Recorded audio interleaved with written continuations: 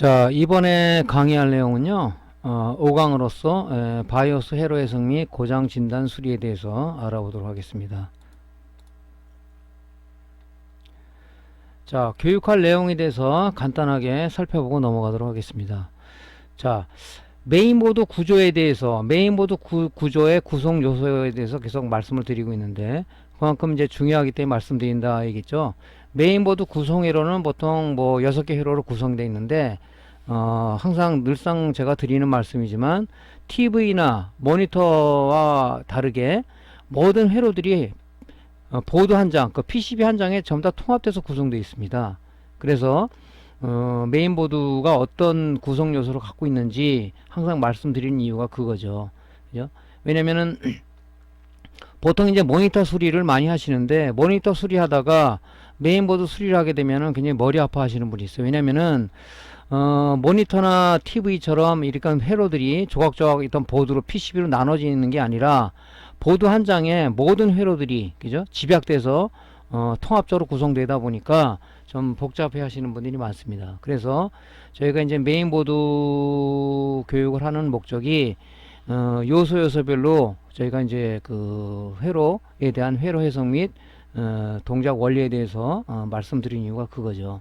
그래서 메인보드 구조가 어떻게 되는지 한번 더 살펴보고요.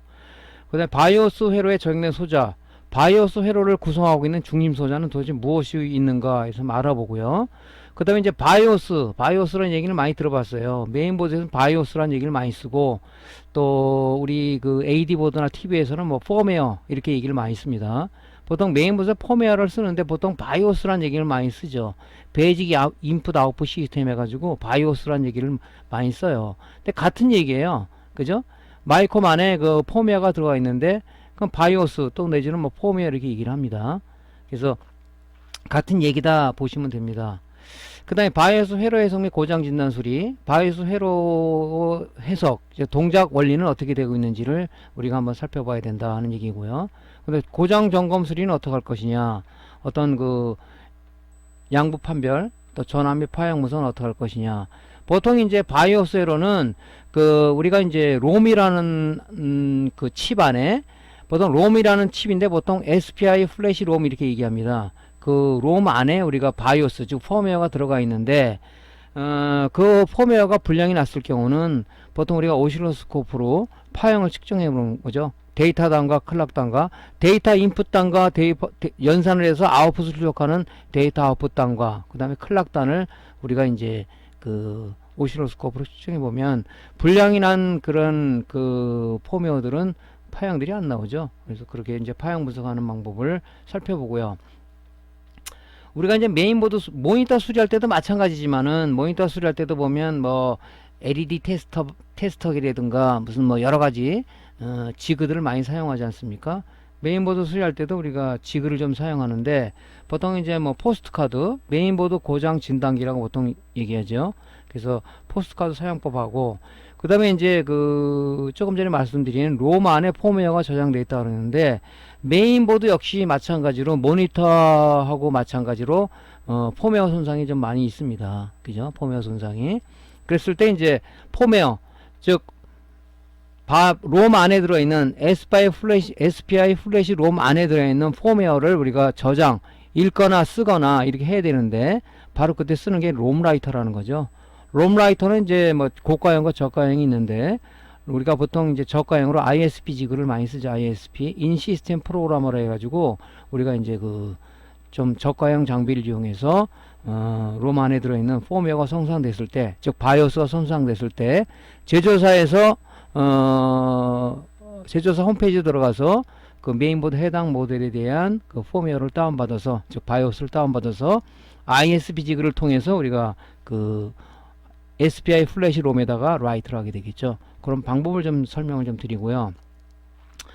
또 메인보드에서 뭐 많은 소자 FET 분량도 많지만은 우리가 이제 그 부팅 회로 쪽에 많이 쓰는 또 바이오스 연동해서 쓰는 쪽에 어떤 슈퍼 IO 칩이 있는데 IO 칩이 좀 손상이 많이 됩니다. IO 칩은 또 열에도 약하고 QFP 타입의 그 사방으로 그 아주 그 얇은 아주 간단한 그 리드가 많이 나왔기 때문에 그분이 쇼트가 안 되는가 해서 전자소자가 손상이 되는 경우가 많습니다.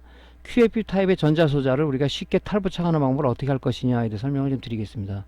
그 128핀짜리의 QFP 타입의 전자소자들, 즉 SMD 타입의 그 소자들은 띄는 것도 어렵고 부착하는 것도 어렵고 그렇습니다. 그죠? 보통 우리가 이제 그 많이 볼 수 있는 게 주로 모니터 수리를 좀 많이 하시는데, 모니터에 보면 우리가 그 스케일러 칩이라든가 또 패널보드에 보면은 어떤 그 타이밍 컨트롤이라든가 이런 것이 전부 다 QFP 타입으로 돼 있어요. 물론 뭐 최근에는 BJ 타입으로 돼 있는 것도 많지만, 그런 분들 우리가 교체를 하려 그러면은 잘 띄는 것도 중요하지만 잘 부착을 해야 돼요. 특히 뛸 때는 잘못돼 가지고 그 QFP 타입 리드하고 붙어 있는 패턴들이 회로들이 다 들고 일어나는 아주 불량 사례를 많이 초래하는 부품 중에 소자 중에 하나가 바로 QFP 타입이죠. 그래서 그런 부분을 과연 어떻게 잘 띄고 어떻게 잘 부착할 것인가에 대해서 한번 설명을 좀 드리도록 하겠습니다. 자, 본 강의로 한번 넘어가겠습니다. 이 화면은 지금 제가 인터페이스 회로서부터 우리가 지금 여태까지 공부했던 게 뭐죠? 인터페이스 회로, 그 다음에 뭡니까? 그 다음에 부팅 회로, 그죠? 부팅 회로, 그 다음에 시모스 회로, 지금 이제 우리가 바이오스 회로가 들어가는 거죠. 앞으로 또 해야 될 게 뭐냐면 이제 전력 공급, 전원 공급 회로라고 그러죠. 보통 클락 회로, 리셋 회로가 남아 있는데, 오늘 이제 바이오스 이 회로에 대해서 공부하는 거예요. 자, 지금 이 메인보드에 보다시피 이 보드 한 장에 지금 뭡니까? 부팅 회로, 전원 공급 회로, 클락 회로, 리셋 회로, 바이오스 회로, 시모스 회로, 인터페이스 회로, 이런 것이 PCB 하나에게 통합이 되어 있단 말이죠. 통합이. 그죠? 그러니까 이걸 찾으려 그러면은 이런 원리들을 모르면 찾아내기가 어렵다는 얘기거든요. 우리가 모니터 소리를 쉽게 접근하는 방법이 왜 접근을 합니까? 보면 다 조각조각 나눠져 있어요. 그죠? 전원 공급할 수 있는 SMPS, 그죠? SMPS, 립스보드라고 보통 얘기하는데, 220V 타입으로 들어가는 립스보드가 돼 있죠. 립스보드는 뭡니까?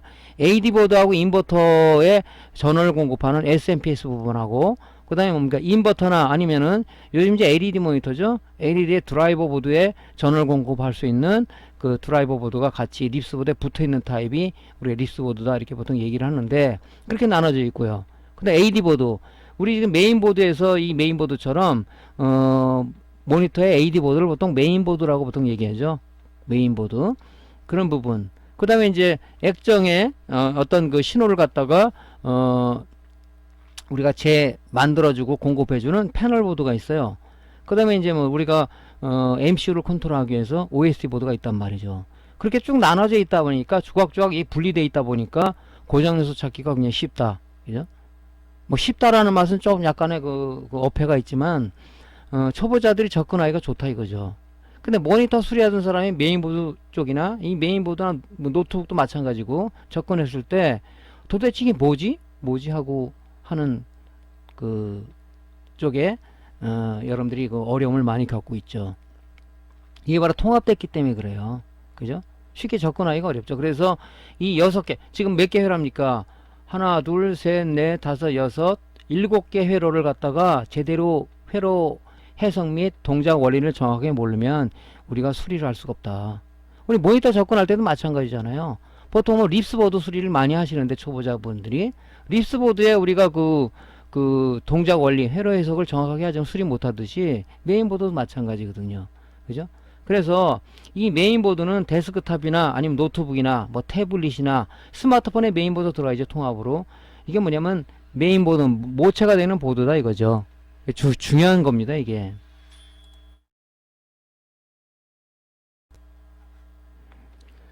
자, 그래서 이제 이 데스크탑이나 아니면 노트북에 쓰는 이런 보드를 우리가 이제 메인보드, 뭐 메인, 주가 되는 보드다, 또는 또 마더보드, 모체가 되는 보드다 하는 이유가 바로 이제 중요한 거죠.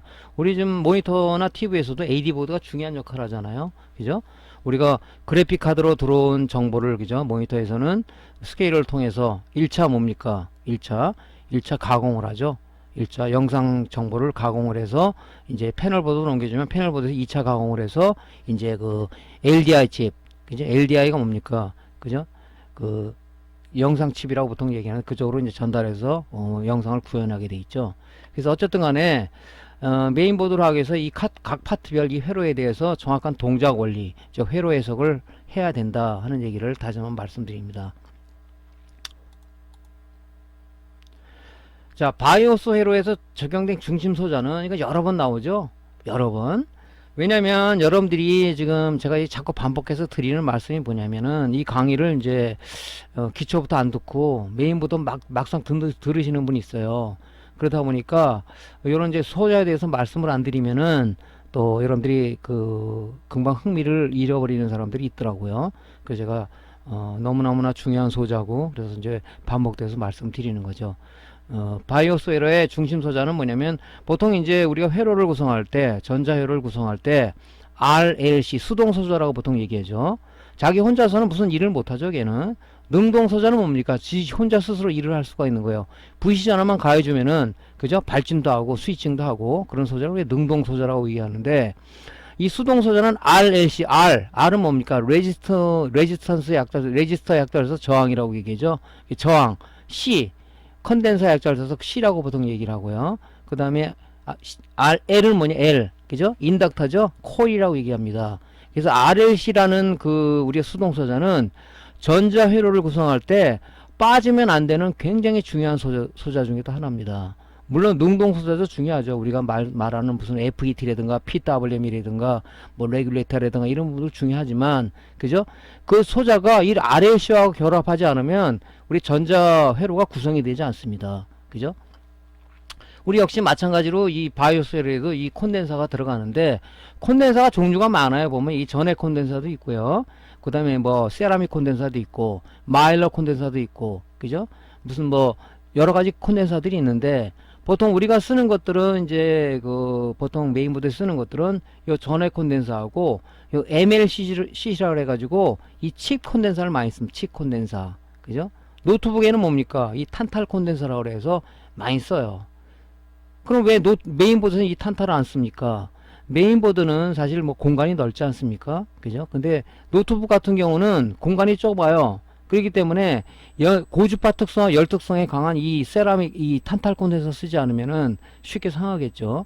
그래서 이 탄탈 콘덴서를 쓴다. 그죠? 그래서 주로 이제 쓰는 게 메인보드에는 요 칩 콘덴서를 쓰는 거죠.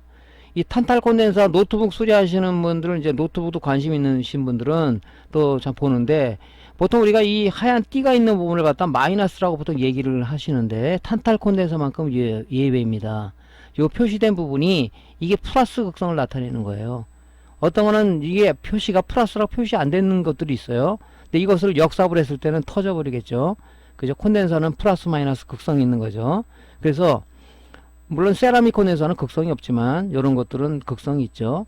치 콘덴서는 극성이 없죠. 이렇게 표시된 것들 극성이 있단 말이죠. 근데 이게 플러스 기호가 있으면은 다행히 우리가 알겠지만 이 플러스 극성이 이 표시가 안 돼 있는 부분들은 여러분 헷갈려서 다이오드 같은 걸 자꾸 머리에 익혀서 띠가 있는 부분이 마이너스 쪽이지 그리고 거기다 붙여버리면 터져버린다 그런 얘기입니다. 그래서 이런 걸 이제 우리 메인보드에서는 요 MLCC 보통 멀티레이어 세라믹 콘덴서를 우리가 칩 콘덴서라는 걸 쓰는데 원어는 이제 MLCC라고 보통 얘기를 하죠. 요 칩 콘덴서를 많이 씁니다. 그죠? 자, 그래서 이제 우리가 늘상 하는 얘기지만은 이 PCB의 보면 말이죠. PCB의 이 모양들이 전자소자는 좀 많이 비슷해요. 많이 비슷해가지고 헷갈려 하시는 분이 있어.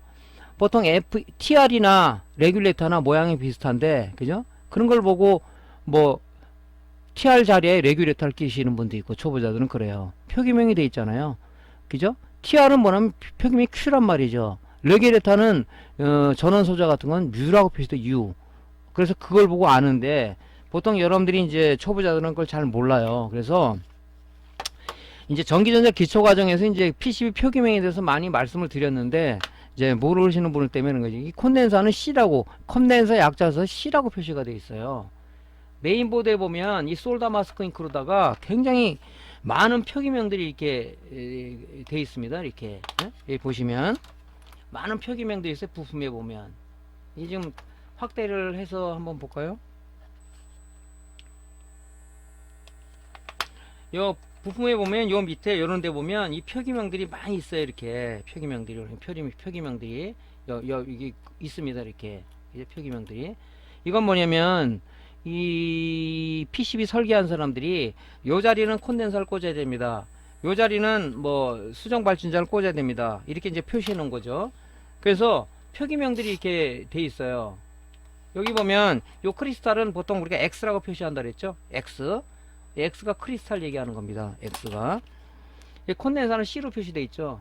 지금 치콘덴서들이 보면 많이 있어요. 이런 것들 요것도 치콘덴서인데 여기 보면 이 표기명이 있어요. 그죠?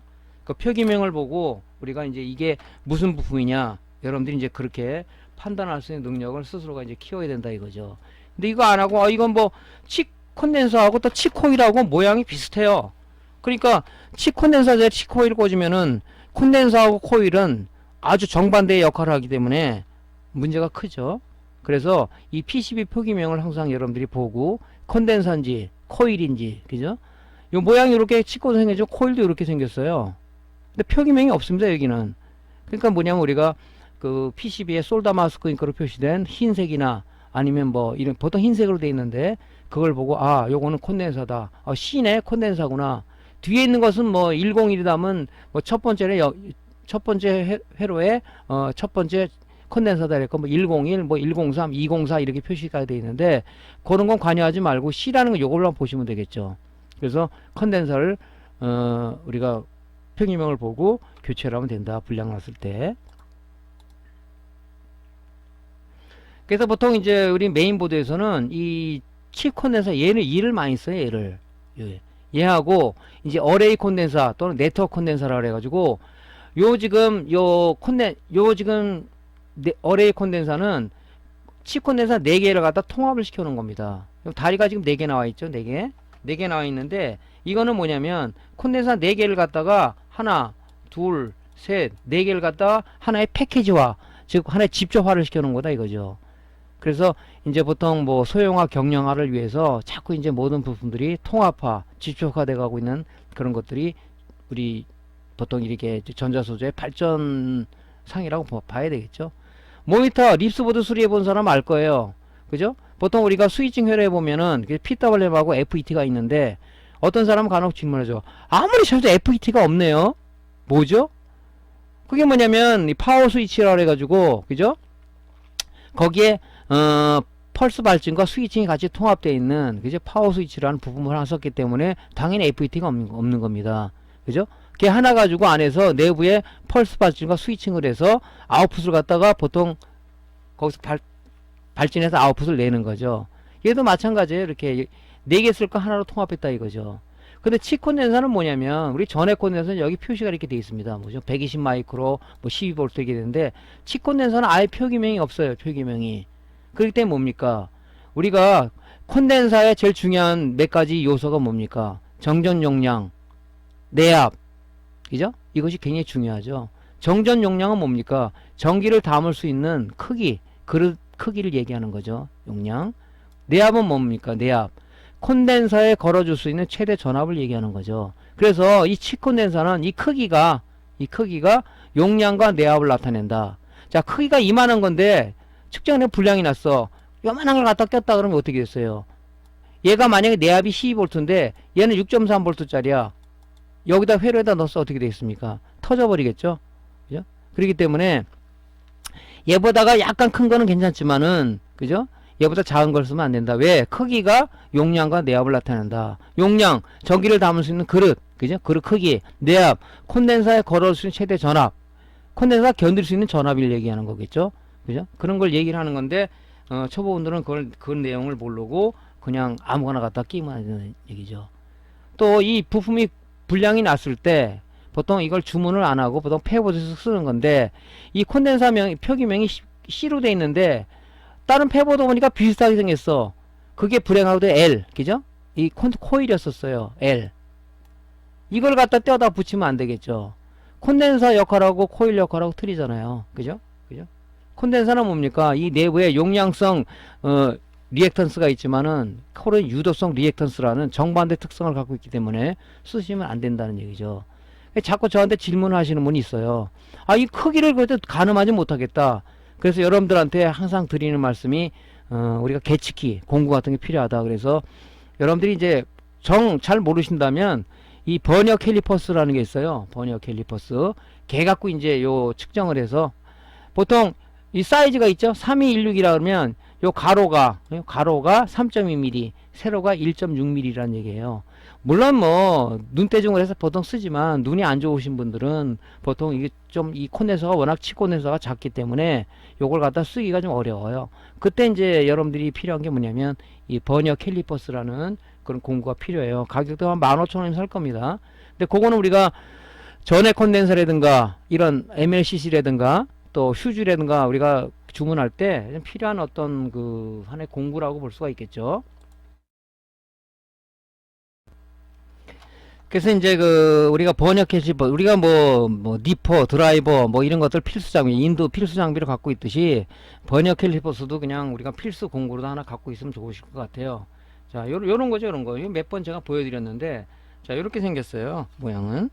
요거 가지고 이제 내경 외경을 재는 거죠. 요게 치권에서 이렇게 재면 여기 눈금을 읽으면 되겠죠. 여기 눈금, 그죠? 가로가 몇 밀리다, 세로가 몇 밀리다 해가지고 그런 걸 이제 쓰시면 되겠죠, 그죠?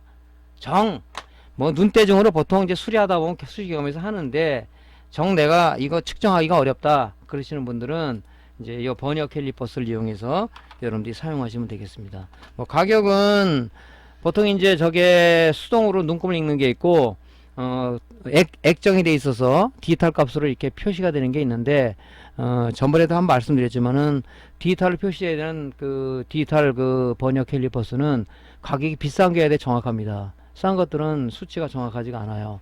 그러니까 차라리 여러분들이 비싼 거 사지 말고 수동으로 눈금 읽는 거 뭐 어렵지 않지 않아요? 읽으면 되겠죠.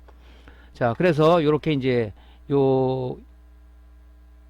여기서 제일 중요한 포인트는 뭐냐면 치콘덴서는 표기명이 A는 C로 돼 있다. 그러니까 이 코일 L하고 비슷하게 생겼는데 우리가 착각하지 말자 하는 측면이 하나가 있고요. 주의할 점 하나는 뭐냐면 이 크기가 용량과 내압을 나타난다. 용량과 전기를 담을 수 있는 그릇 크기와 콘덴서에 걸어줄 수 있는 최대 전압 VCC 값을 얘기하는데 얘보다 작은 걸 썼을 때는 안 되겠죠. 그 부분에 우리가 굉장히 그 포인트를 두고 치콘덴서는 생각하시면 되겠습니다. 표기명이 없기 때문에 이게 그래요. 용량 재는 것도 마찬가지예요. 디지털 테스터하고 용량 재기가 어렵습니다. 이거. 그죠? 그래서 우리가 이제 LCL 메타라 해가지고 그걸로 이제 하는데 LCL 메타라든가 아니면 스마트 트위저로다가 용량을 측정하는데 보통 이제 보면 스마트 트위저를 보통 많이 쓰죠. 스마트 트위저는 가격이 고가인데 저가형 같은 건 한 8만원대 됩니다. 그거 갖고 우리가 용량 측정을 하는 거죠. 그죠?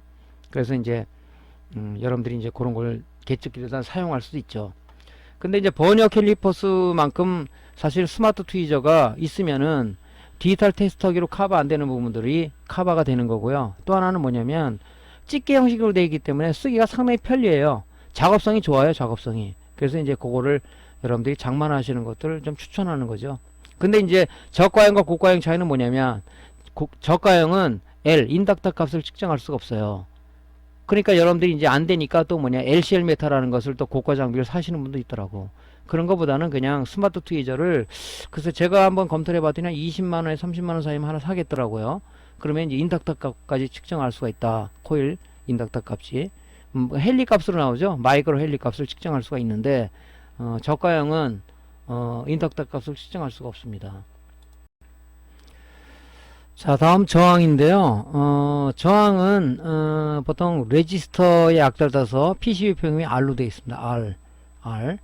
저항의 종류가 여러 가지가 있죠. 색디 저항, 보통 몰드 저항이라고 얘기하는데 뭐 이런 몰드 저항도 있고 시멘트형, 와트 수가 높은 전력을 요구하는 그런 데서는 또 이런 그 세멘트 저항을 쓰죠. 그 다음에 이제 반고정 트리머라고 해가지고 드라이버로 어떤 좌우 돌려서 저항값을 조정하는 그런 반고정 트리머 저항이 있고요. 그 다음에 이제 가변 저항이라고 해가지고 이제 어떤 이 축을 돌려서 저항을 변화시키는 이런 걸 많이 볼 수 있는데 우리 메인보드에서 주로 쓰는 것은 뭐냐면 이 칩저항을 많이 씁니다. 칩저항. 칩콘덴서하고 틀리게 칩저항은 여기 표기명이 돼 있어요. 표기명이. 이 표기명을 빨리 읽어야지 우리가 이제 고장 났을 때 테스터기 저항 모드로 측정한 값과 이 표기된 이 전격 값하고 비교해서 얼마만큼 차이가 나냐 해서 스스로가 양보 판별을 하는 거죠. 아, 이건 용량 미달이네, 쇼트네, 그러고 이제 가는 거죠. 만약에 색띠 저항을 썼을 경우는 이 색띠표, 그죠? 몰드 저항의 색띠표를 여러분들이 머릿속에 항상 기억하고 있어야 돼요. 갈빨, 준호, 초파보의 흰, 금은무 이런 식으로 해서 이 첫째 자리수, 둘째 자리수, 뭐 셋째 자리수, 뭐 곱수, 공차 이렇게 나가는데 이런 부분들을 빨리 외워야 이 값하고 정상적인 소자의 값하고 측정한 값하고 비교했을 때 얼마가 차이가 나냐 해서 양부를 측정하는 겁니다. 그죠? 그렇기 때문에 이걸 읽을 줄 알아야 된다는 얘기죠. 이 저항은 서두에도 말씀드렸지만은 전자회로를 구성할 때 RLC 수동소자는 무지하게 중요하죠. RLC가 없다면, 즉 저항, 콘덴서, 코일, 즉 인덕터라는 게 없다면 전자회로는 구성될 수가 없는 거죠. 특히 저항은 뭐냐면 전류의 흐름을 방해하면서 전류 크기를 제한하는 요소가 바로 저항의 역할이다. 그죠? 큰 역할을 하죠. 뭐 메인보드에서는 뭐 어떤 전압에 대해서 강압하는 역할도 하고 또 분배하는 분압 역할도 하는 이런 역할을 많이 쓰기 때문에 이 칩저항을 많이 쓴단 말이죠. 그죠? 그래서 이제 그 칩저항의 표기법을 여러분들이 명확히 알아서 이걸 빨리빨리 읽을 줄 알아야 된다 하는 것이 관건이겠죠. 자, 칩저항은 이렇게 보통 뭐 세 자리, 네 자리로 표시가 되어 있는데 보통 이제 앞에서부터 첫째 자리수, 둘째 자리수, 세 번째가 이 곱수, 승수를 얘기하는 거예요. 그죠? 그래서 이런 식으로 이게 구성이 돼 있어요. 예를 들어서 여기가 510이라고 표시가 돼 있다면 요 첫째 자리수, 둘째 자리수 그냥 읽으세요. 그냥 51. 뒤에가 곱수, 승수죠. 얘는 10의 0승이지 않습니까? 그죠? 10의 0승. 10의 0승은 1이잖아요. 그러니까 51 곱하기 1하니까 51옴이란 말이죠. 그러니까 이걸 빨리 읽어야지. 아, 51옴이지. 정상값이 51옴이다. 테스터로 재니까 15옴이 나왔어. 용량 감퇴죠. 교체해야 되겠죠. 또 테스터로 재서 0옴이 나왔어. 이건 어떻게 보면 그 쇼트값이라고 볼 수가 있겠죠. 그런 식으로 측정을 하는 겁니다.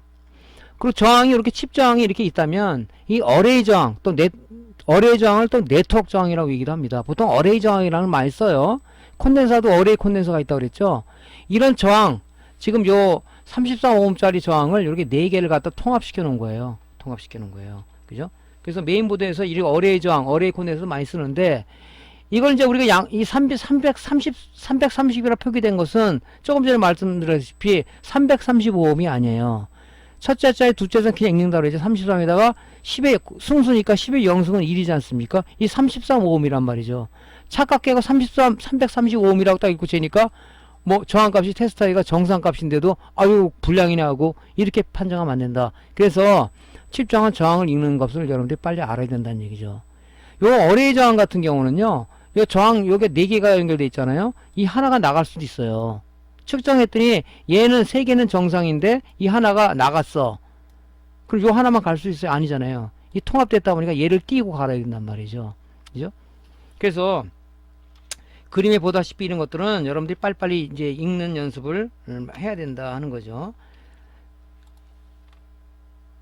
자, 그 다음에 저항기 중에서도 보면 휴저블 레지스터라는 게 있어요. 휴지형 저항기라고 보통 뭐 직역을 하면 그렇죠. 휴저블 레지스터라는 게 있는데 보통 여러분들이 뭐 이런 거 많이 좀 보셨을 거로 판단이 되는데 그 0오음짜리 있죠. 0오음짜리.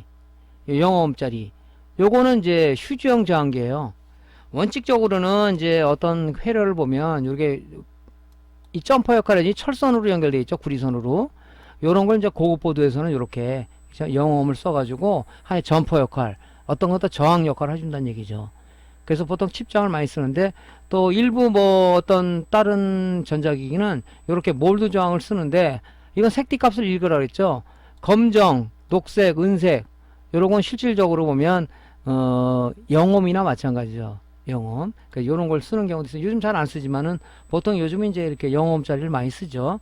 그래서 요거를 이제 보통 칩저항이라고 얘기들 하지만은 휴저블 레지스터, 휴지형 저항기다 이렇게 얘기하기도 한다 하는 것을 참고로 좀 아셨으면 좋겠습니다.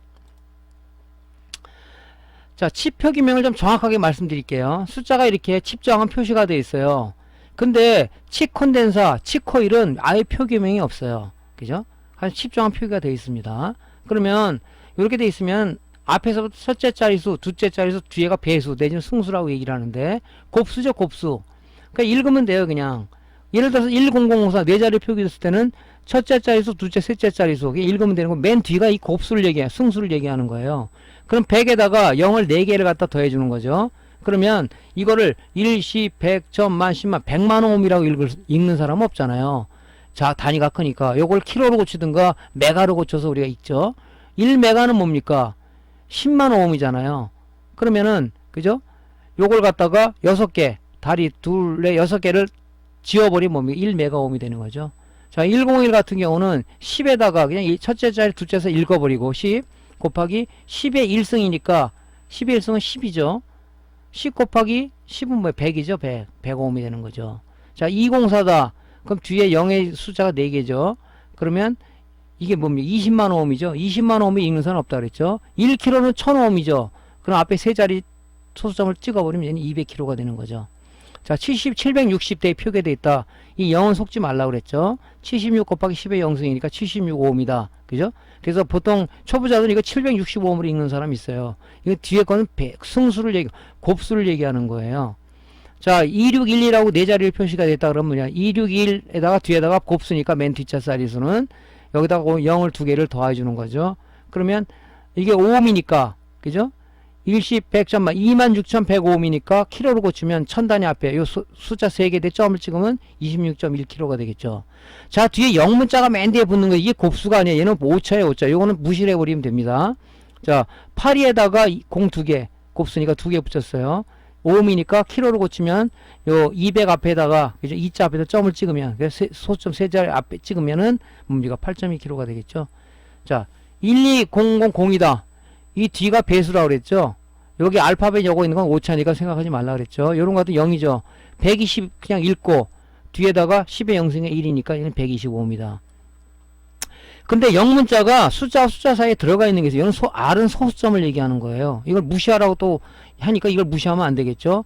숫자와 숫자 사이에 있는 R은 이건 소수점을 얘기하는 거죠. 그러니까 여기다 점을 찍으면 뭡니까? 5.65옴이 된다. 그래서 이렇게 여러분들이 빨리빨리 읽을 줄 알아야 이 전격값하고 측정한 값을 비교해서 얼마나 오차가 나는가 해서 아 이것이 양품이다 불량이다를 빨리 판정할 수 있으려면 빨리빨리 읽어야 되겠죠.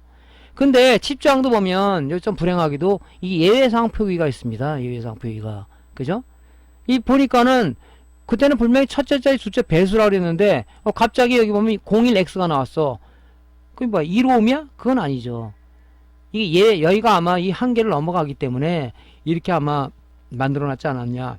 그래서 칩장 예외상 표기표를 그 코드북을 뒤지면은 01x는 15옴이라는 얘기예요. 15옴. 그죠? x는 곱수가 아니에요. 얘를 표시해 놓은 거니까 74d라고 표시되어 있다. 그럼 얘는 576kg옴이라는 얘기죠. 그래서 요 값은 요 리스트는 그 칩장 예외 표기법은 제 공식 카페에 보면은 데이터 시트란에 모아놓은 란에 보면 칩장 얘기사항 표기법이 있어요. 그거를 좀 여러분들이 다운받아서 뽑으시면 돼요.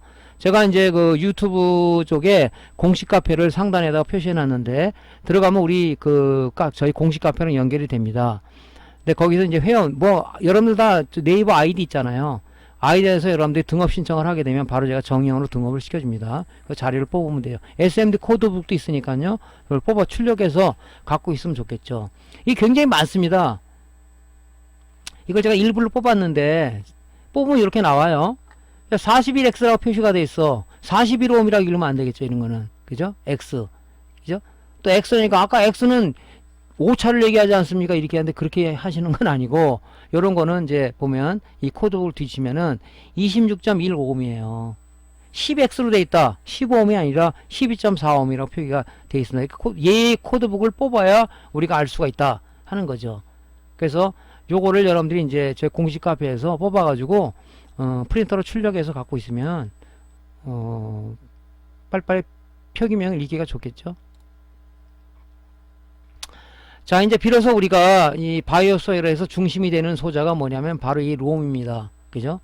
우리가 모니터나 TV에서는 요거를 요 디바이스를 우리가 MCU, 마이크로 컨트롤 유닛 이렇게 부르는데 우리 메인보드에서는 MCU라는 얘기보다는 SPI 플래시 롬 내지는 요걸 줄여서 롬 그럽니다. 롬. 그죠? 많이 들어봤을 겁니다. 롬. 롬이라고 얘기를 표현을 해요. 그죠? 또 어떤 사람 바이오스라고 얘기도 하는데 사실 바이오스라기보다는 롬이라는 표현을 많이 씁니다. 그래서 이 우리가 쓰는 이 롬들은 있잖아요. 하나의 롬은 디바이스죠. 롬. 요 롬 안에 우리가 뭘 잡아넣습니까? 폼웨어. 그죠? 폼웨어라는 것을 여기다 써 넣어가지고 우리가 전자회로를 컨트롤하죠. 모니터 같은 경우는 TV도 마찬가지고 메인보드도 마찬가지요. 여기 바이오스라는 게 들어가요. 이 안에 이 폼웨어라는데 보통 메인보드 바이오스라고 얘기합니다. 베이직 인풋 아웃풋 시스템 해가지고 얘가 모든 입출력을 관장하는 그런 역할을 하는 그 폼웨어가 이 들어가 있어요. 근데 보통 우리가 보면 메인보드에서는 보통 세 가지 타입을 많이 써요. 예전에는 PLCC32 타입이라 그래가지고 요런 SMD 타입의 PLC32 타입의 요런 롬을 썼는데 요런 현재는 안 쓰고 있고요.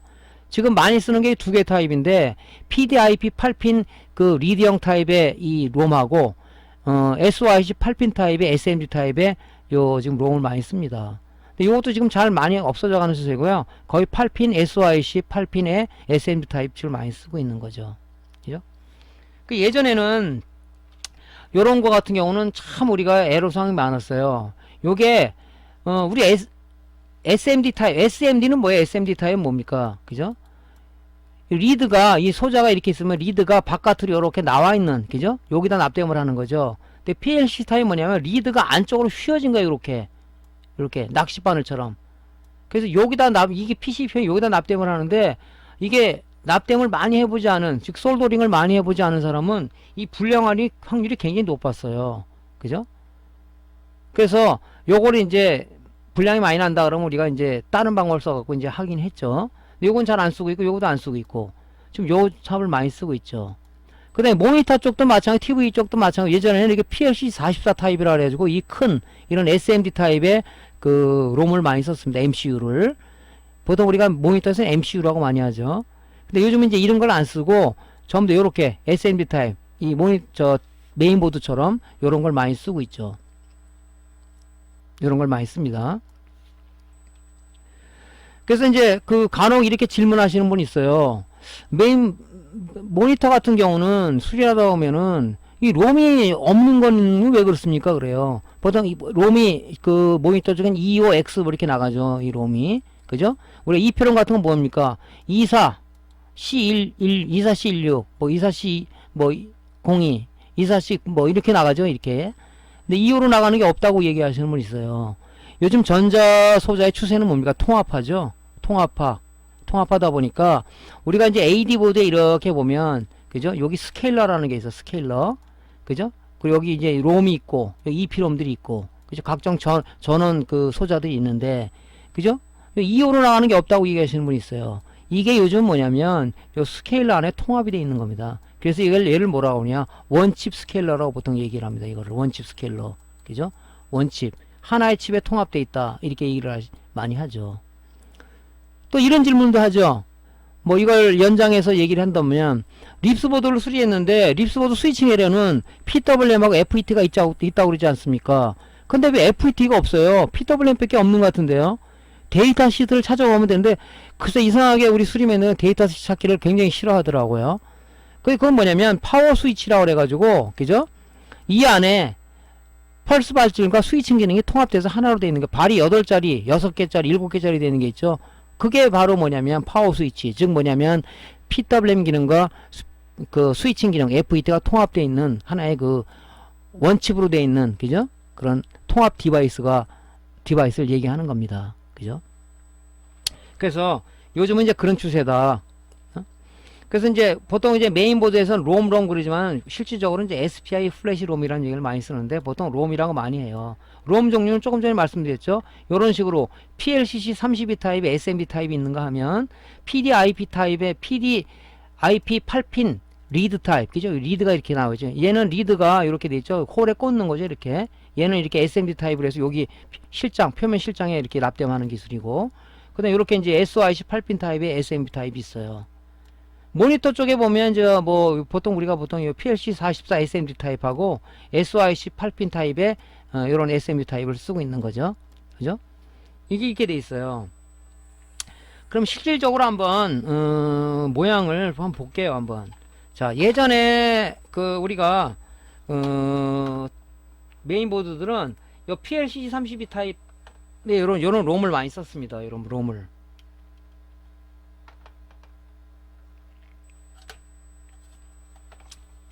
자, 여러분들 이제 잘 보이실지 모르겠는데 좀 크게 좀 확대 좀 해볼게요.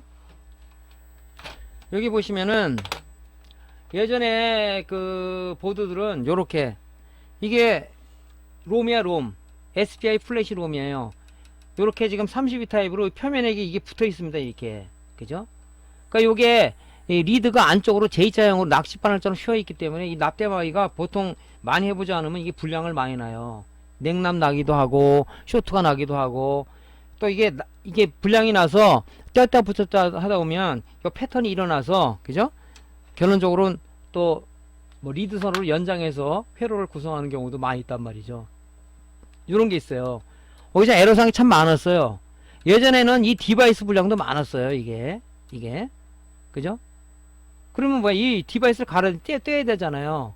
그래서 특정 모델이 이게 많기 때문에 귀찮으다 보니까 이거를 초보자들이 납땜하다 오면은 불량을 일으키는 사례도 많아가지고 이제 어떻게 했냐면 요게 이제 두 가지 형식이 있어요. 이제 좀 좋은 보드들은 이 소켓 타입이라고 소켓을 여기 착탈하게끔 돼 있는데 보통 이렇게 붙어 있는 경우가 많아요. 그래서 이제 수리맨들이 얘를 떼어가지고 앞으로 이게 롬 불량이 많을 거다 그러면은 여기에 솔더링 하지 않기 위해서 여기다가 소켓을 붙여서 요 롬을 갖다 뺐다, 그죠? 롬 이젝터로 뺐다 꼈다 할 수 있게 그렇게 개조를 했단 말이죠. 그러니까 요 롬을 드러내고, 그죠? 드러내고 요렇게 요런 저 소켓이 있어요. 롬 소켓을 여기다가 이렇게 붙여서 여기다가 이렇게 솔더링 해서, 그죠? 롬을 갖다가 요런 식으로 넣어가지고 껴가지고 롬 이젝터로 얘를 착탈할 수 있게끔 이렇게 개조를 해서 우리가 수리를 많이 하곤 했습니다. 그죠? 근데 또 이런 질문을 하시는 분 있어요. 아, 사장님 이거 뭐 지금 이런 보드를 써요. 그리고 보드 이런 거 뭘 수리를 합니까? 이렇게 이해하시는 분이 있어요. 질문하시는 분이 있습니다. 그죠? 이거 지금 사실은 그래요. 요즘 뭐 메인보드 수리보다 노트북 메인보드를 하지만 데스크탑 메인보드 수리는 안 하잖아요. 근데 하는 경우는 뭐냐면은 요즘 이제 큰 그 제조 공장에 가면은 모든 그 장비를 이 컴퓨터가 컨트롤 하는데 그 장비는 오래전 장비들이에요. 그럼 얘는 이런 보드들이 들어가 있단 말이죠. 그럼 보드가 문제가 생기면은 그 컨트롤 못하기 때문에 전자장비들이 가동이 안 돼요. 그 산업용 장비들이. 이런 것들이 수리 들어오면 이 롬이 문제가 됐다. 결론적으로 이거 떼야 되잖아요. 그런 걸 위해서 이 메인보드 쪽을 수리를 해야 된다는 거죠. 산업용 장비에 들어가는 이런 메인보드들은요, 수리비가 굉장히 고가입니다. 비싸요. 그죠? 부품 구하기도 힘들고. 그러니까 만약 산업용 장비 들어왔다, 계속 그 장비가 여러 번 들어온다 그러면 차라리 이런 소켓을 갖다 띄고 어차피 한번 떼야 되잖아요. 요 소켓을 여기다 이렇게 붙여가지고 착탈을 하게 되면 우리가 이제 뭐 PCB도 손상이 덜 될 거고 그런 문제를 줄일 수가 있다. 또 옛날에 아까 좀 전에 모니터 쪽 얘기했지만 모니터도 옛날에 이 PLC44로 이게 큰 이게 붙어 있었어요. 이게 안 붙어 있고 이렇게 붙어 있는 게 있단 말이죠. 그럼 뭐예요? 요걸 달아서 그죠? 착탈할 수 있도록 하면 그죠? 우리가 PCB의 손상을 막을 수 있다 그래서 이 짓을 좀 많이 했죠. 그죠? 요 뒤에다 요거 납땜도 참 하기가 난해죠. 그죠? 요것도 이제 지금 그래 납땜하려 그러면 뭐냐면 요쪽을 여기 잘라 가지고 있죠. 납땜을 우리가 했죠. 그런 식으로 요거를 그냥 하기 어려워요. 요거를 요쪽 지금 네 구팅에 이렇게 요 플라스틱이 돼 있죠. 요 부분을 갖다 카타칼로 잘라 가지고 그죠? 여기서 안에서 납땜을 한단 말이에요. 쭉 이렇게. 그죠? 요것도 마찬가지. 요것도 여기서 납땜하려면 참 힘들어요. 이게 인두 TV 들어가기가. 그러니까 요걸 다 도려낸단 말이에요. 안에 있는 플라스틱을 없어도 되니까. 그죠? 그래 붙여놓고 나중에는 뭐냐면 요게 롬의 그 이격이 있기 때문에 요걸 붙이고 나서 요거를 본드로다 안에 다시 붙여주죠. 그죠? 롬이 여기에 딱 이 소켓에 막 물리게끔 그런 식으로 우리가 작업을 많이 했죠. 그러니까 이런 것들은 왜 이렇게 갖고 있냐면 산업 장비 같은 게 만약에 문제가 되면 이런 걸 수리하기 위해서 갖고 있는 거죠. 그죠? 자, 요게 이제 PLCC 32 타입의 그 롬이고요. 그 다음에 이제 그 후에 나왔던 것이 뭐냐면 요렇게 지금 보시면 요게 PDIP 8핀 타입의 리드 타입의 그 롬이에요. SPI 플래시 롬입니다. 롬 메인보드에. 근데 요거는 이제 참 좋게도 이렇게 소켓에 장착이 돼 있죠. 이렇게 소켓에 착탈 롬 이젝터로다가 착탈하기가 좋죠. 요거를 착탈하기가 좋습니다. 이거 뺀다고요. 이렇게. 그래서 요거를 이제 요렇게 소켓에 장착이 되지 않고 요게 이 홀 구멍에다가 이렇게 납땜 돼 있는 것도 있어요. 그럼 우리가 이제 이 디바이스 불량이다 그러면 뭡니까? 얘를 디솔더링해서 이 칩을 빼내야 되겠죠. 그나마 이 리드형 이런 것들은 나아요. 아까 PLC32 그런 타입보다. 그죠? 이렇게 이제 원가를 줄이기 위해서 이렇게 소켓에 장착이 안 돼 있는 그런 메인보드도 있다. 그죠? 이제 이게 이제 뭐냐면 PDIP 8핀 타입 리드 타입의 그 저기고요. 이제 요즘 이제 최근에 나온 것들은 뭐냐면 전부 다 요런 식으로, 그죠? SOIC 8핀 타입의 그 SMD 타입의 롬으로다가 다 바뀌었죠. 이렇게. 그래서 이렇게 납땜이 이렇게 되겠고, 요건 소켓 타입은 없어요. 그죠? 이렇게 되어 있습니다. 뭐 띄기는 꽤 어렵지 않잖아요. 우리가 모니터 쪽에 EPROM이라든가 아니면 그 MCU를 많이 떼어본 사람은 어렵지 않겠죠. 이런 것들은. 하여튼 제일 어려운 게 PLC32하고 PLC44 타입이 제일 띄기가 좀 난해하고 좀 그래요. 잘못하면 회로도 망가지고 그렇게 되어 있습니다. 그 다음에 이제 노트북에 보면요. 노트북 보면 노트북은 좀 이 롬 파일이 좀 롬이 그 SPA 플래시 롬이 좀 틀려요. 그죠? 어떻게 되어 있냐면은 자, 요게 롬이에요. 그죠? 요게 롬입니다. 그러니까 요것도 이제 떼어가지고 요게 맞는 소켓 컨버터에 올려서 해야 되는데 요것도 지금 리드가 가느다라기 때문에 아주 머리 아파요. 그죠? 요런 식으로 또 돼 있어요. 노트북은. 그러니까 이런 것들은 우리가 작업 연습을 많이 해줘야 그 작업이 가능하다 하는 겁니다. 그죠? 그러니까 좀 여러분들이 이런 걸 이제 하려 그러면은 많이 작업을 하고 많이 작업 연습을 많이 해봐야 된다는 얘기죠. 그죠? 자, 실제 그 모양을 제가 좀 보여드렸고요. 자, 그래서 현재는 이제 SOIC 8핀 타입의 SMD 타입의 SMD 그 롬을 많이 쓰고 있다. 그죠? 롬을 많이 쓰고 있다.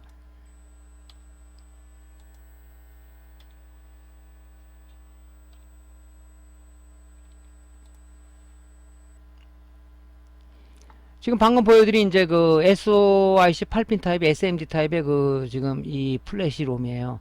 롬 이렇게 돼 있죠. 이렇게. 그러니까 이런 것들은 그나마 띄기가 좋아요. 그죠? 띄기가. 그죠? 뭐 이걸 뛸라 그러면 뭡니까? 우리가 잘 뛸 수 있는 방법이 젤 플락스를 좀 붓으로 도포한 다음에, 그죠? 뭐 정 안 떠. 이게 무연 납을 쓰기 때문에 잘 안 떠죠. 그러면 플락스를 매긴 다음에 납을 조금씩 약을 입혀가지고, 그죠? 뛰면 금방 열풍기 때문에 금방 떨어지죠.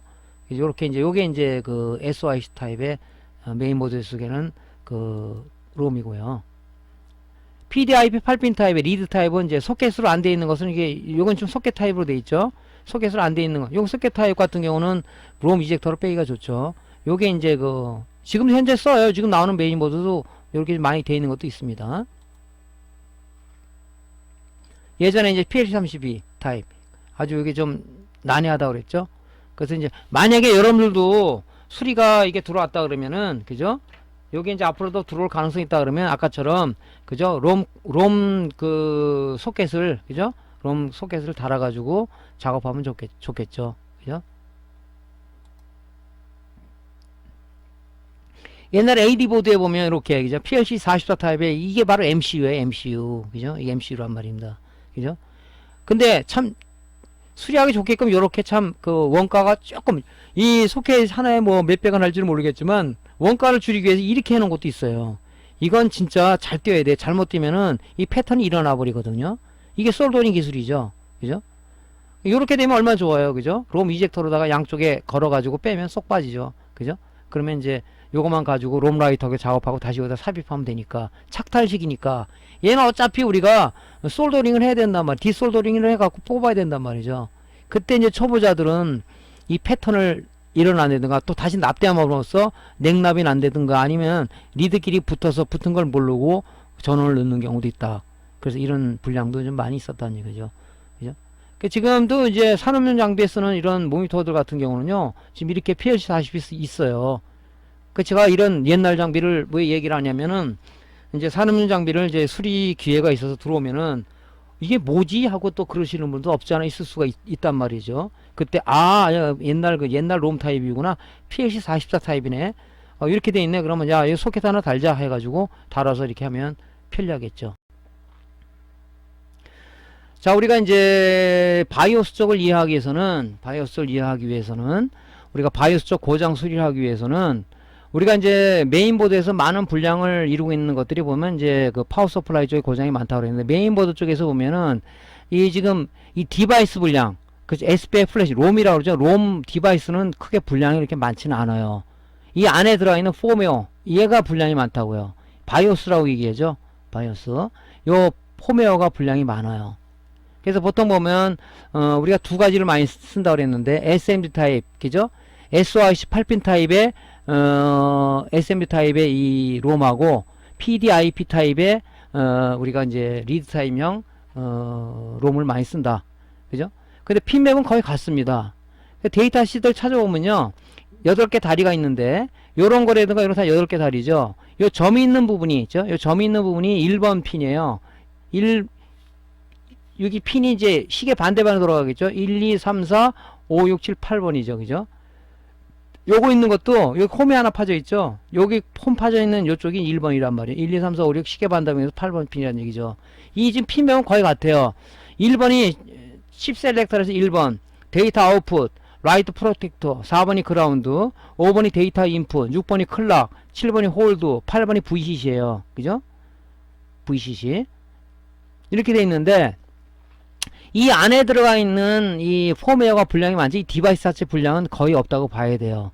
PLC32 타입의 그건 옛날에 그 자체 분량도 많았는데, SOIC 8핀 타입은 디바이스 분량보다는 안에는 폼웨어 분량이 많다. 그래서 고장 수리라고 해서 이 핀맵을 알아야 돼. 왜냐면은 폼웨어가 분량 나면은 데이터 인풋이라든가 데이터 아웃풋이라든가 그 다음에 이런 그 클락 쪽에서는 이 파형이 나오는데 파형이 잡히지 않습니다.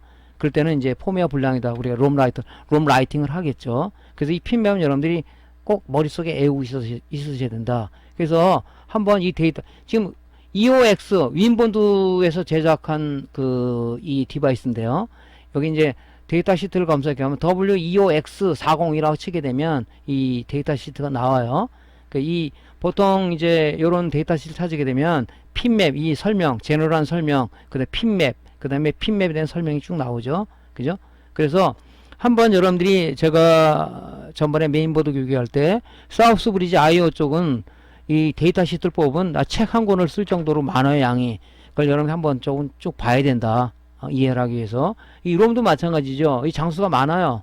이걸 한번 여러분들이 구글 번역기를 돌려서 여러분들이 한번 좀 쭉 한번 읽어봐야 될 그런 항목이 아닌가 생각을 합니다. 그래서 우리가 이제 그 롬은 보통 지금 SPI 플래시 롬은 보통 사우스 브리지 IO 롬, 그죠? MCU 이거 뭐 롬이라고 얘기죠. 얘랑 공조해서 많이 일을 합니다. 그죠?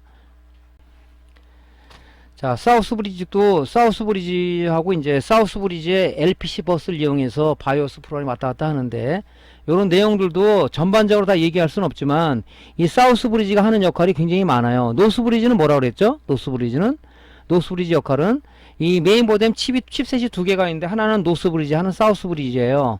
뭐 북쪽에 위치하고 있어서 노스 브리지, 또 남쪽 쪽에 위치하고 있다 해서 사우스 브리지 얘기하는데, 노스 브리지는 뭡니까? 사용 가능한 그래픽 카드, 그죠? 그 다음에 사용 가능한 메모리, 이를 관리해주는 칩이죠. 그죠? 그래서, 고속으로 작동하는 그 장비들에 대한 데이터 교환 및 제어를 관리하는 칩이 바로 노스 브리지입니다. 이 사우스 브리지는 뭐예요? 저속으로 작동하는 장치들, 그죠? 뭐, 하드라든가, ODD라든가, 사운드라든가, 랜이라든가, 사운드라든가, 이런 부분들, 키보드라든가, 이런 부분들을 저속으로 작동하는 장치들에 대한 데이터 교환 및 제어, 컨트롤을 담당하는 놈이 바로 이 놈이에요. 그죠? 얘라고요. 이 역할이 굉장히 중요하죠. 그래서 이걸 데이터 시트로 보면 책 한 권을 뽑을 정도로 양이 굉장히 많습니다. 그런 내용들을 여러분들이 봐야 돼요. 물론 저도 다 본 사람은 아니지만, 정통적으로 공부하기 위해서는 여러분들이 뽑아서 한번 쭉 읽어봐야 됩니다. 그죠? 읽어보면은, 처음에는 막 어렵겠지만, 읽어보면 도움이 좀 될 거예요. 그죠? 그래서, 얘는 뭔 역할이다. 그죠? 여기에서, 파워 매니지먼트는 어떤 역할을 사우스 브리지 하는구나. 그죠? 이 클락은 어떤 역할을 하는구나. 이런 내용들을 여러분들이 보실 수가 있습니다. 그래서, 제가 다 표현은 못 해드리지만, 여러분들이 데이터 시트를 통해서 여러분들이 공부를 한번 더 해주시길 부탁드립니다. 또 IO 칩 있잖아요. 슈퍼 IO 칩도 굉장히 중요하다고 그랬죠. 그죠? QFP 타입으로 된 128핀 이 리드를 가진 이 QFP 타입의 IO 칩, 슈퍼 IO 칩도 굉장히 중요한 역할을 하죠. 얘 역시도 마찬가지로 이 데이터 시트를 뽑아서 여러분들이 좀 공부를 하셔야 돼요. 그죠? 이걸 다 여러분들한테 얘기해 주려면 3박 4일 밤을 새야 되죠. 저도 모르는 부분도 있고, 솔직히 얘기해서. 그러니까 여러분들이 스스로 여러분 공부해 줘야 된다. 제가 여러분들한테 알려준 것은, 수리를 바로 하게끔 알려주는 것이 아니라 수리를 하게끔 기본 베이스를 여러분들한테 알려주는 역할을 하는 것이 제가 맡은 역할이라고 봅니다. 디테일한까지 한다면 이거 할 수가 없죠. 그러니까 이런 기본적인 그 강좌를 통해서 여러분들이 수리를 함으로써 수리 능력을 배가하는 것들은 이제 여러분들이 스스로가 해야 된다는 얘기죠. 거기까지는 여러분들한테 제가 해드릴 수는 없는 상황이겠죠. 그러니까 요런 것들은 이 하나하나 이 얘기를 다 한다면 이게 뭐 양이 엄청나게 많아요. 그죠? 그러니까 데이터 시트를 보면은 뭐 1번 핀은 무슨 역할을 하는 핀이다 하는 게 나와 있으니까 영어로 다 돼 있죠. 한글로 돼 있는 그 데이터 시트는 없습니다. 외국에서 만든 이런 소자들이다 보니까 다 영문으로 돼 있어요. 그러니까 그거를 요즘 번역기들이 좀 좋지 않습니까? 뭐 어떤 거는 뭐 이런 스마트폰으로 딱 찍으니까 번역이 되는 것도 있는데 글쎄 그래서 제가 어떤 건지는 모르겠네요. 그래서 그거를 구글 번역기를 돌리면 번역은 뭐 이렇게 쫙 원활하게 되지는 않는 것 같지만 옛날보다 많이 좋아진 건 사실입니다. 그래서 그걸 통해서 여러분들이 좀 더 많은 지식을 습득하시기를 당부드립니다. 자, 메인보드 바이오스 이해 쪽은요, 제 다음번에 강좌를 이어가도록 하겠습니다. 자, 오늘 강좌가 도움되었으면요, 구독, 그리고 좋아요 눌러주시고요, 다음번 강좌를 이어가도록 하겠습니다. 자, 수고하셨습니다.